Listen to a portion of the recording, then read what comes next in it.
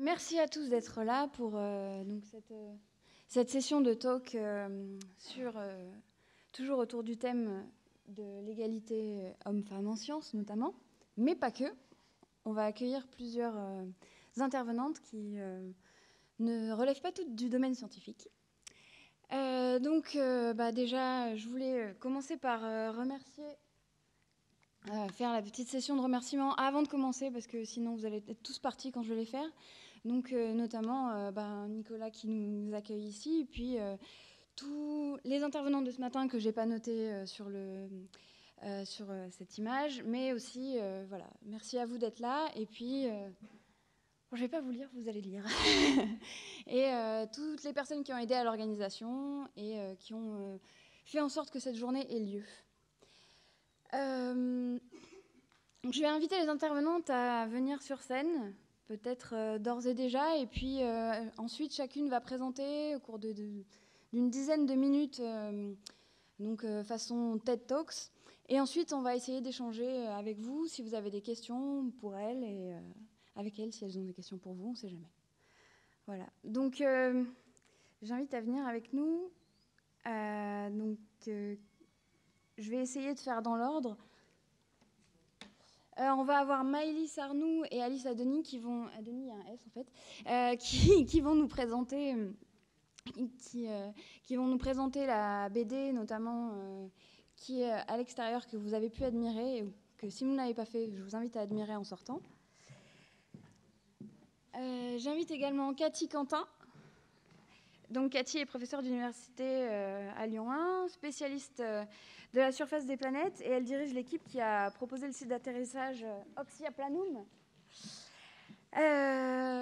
Ensuite, Joséphine Grunenwald, qui est là. Vous pouvez vous asseoir, n'hésitez pas, vous pouvez réorganiser les tables. Donc Joséphine s'occupe de l'action culturelle et artistique de la Lune des Pirates, c'est ça ? Donc la scène de musique actuelle est conventionnée d'Amiens, et elle est l'ancienne directrice artistique et programmatrice du Live Station, je ne sais pas si vous connaissez, c'est un bar à Lyon. Un bar très très cool. Et j'invite également Ginger Force qui est là, qui arrive. Donc, qui est vidéaste depuis 4 ans et qui se définit comme féministe et vénère. Donc, vous pourrez voir son talk tout à l'heure. Et enfin, Cécile Ortogali. Alors, je ne sais pas si elle est arrivée. Non, elle n'est pas là.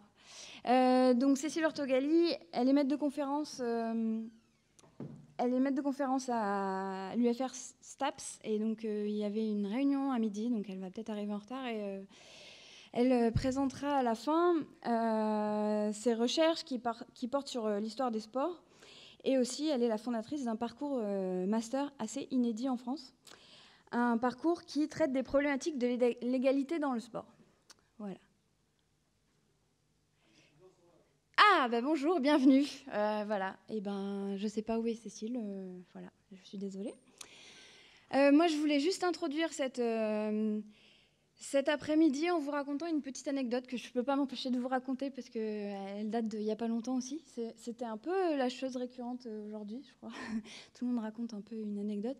Donc, moi, je m'appelle Léa Bello, je travaille au CNRS, mais je travaille à la direction de la communication. J'étais scientifique avant, enfin toujours un peu. J'étais scientifique au sein du projet Augury. En fait, jeudi dernier, je parlais avec une amie qui est ingénieure de projet européen. Et ça tombe bien, ce matin, on parlait des demandes et des postes de projets européens. On parlait de l'égalité des genres dans l'accès aux grants de l'ERC, donc des projets européens. Et donc cette amie qui est ingénieure de projet européen me disait qu'elle rencontrait les partenaires, laboratoires, entreprises.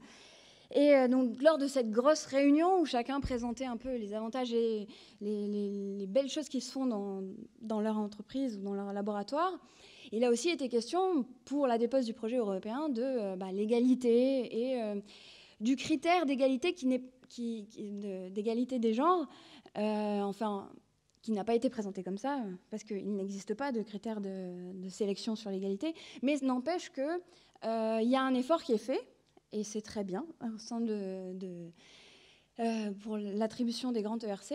Et à projet égaux, en fait, les projets qui vont faire en sorte de mieux respecter l'égalité au sein des équipes vont avoir des petits plus, quoi. Et donc, c'était présenté par le PI, donc le responsable du projet, qui se tourne vers la salle qui n'était uniquement composée que d'hommes, à part mon amie, qui est donc une femme. Et donc là, tout le monde s'est retourné vers elle en lui disant « Ah, bah alors, enfin, Camille, viens avec nous, si tu veux, on va dire que tu fais de la recherche avec nous, c'est bon, ça va passer. » Et puis un autre qui dit « Ah non, sinon, les gars, c'est bon.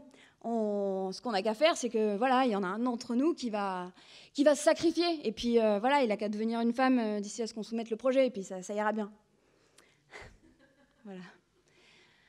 En fait, ça ne m'a pas du tout fait rire. En fait, ça m'a plutôt affligée parce que je ne crois pas que ce soit la solution.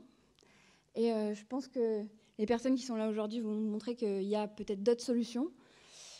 Et voilà. Et je pense qu'on est tous réunis ici aussi pour en parler, parce que c'est la première des solutions, en parler, que les inégalités, elles existent. Je vous le montrerai. Elles n'existent pas qu'en science, d'ailleurs. Et puis, il existe d'autres solutions pour les surmonter et qu'on peut y arriver tous ensemble.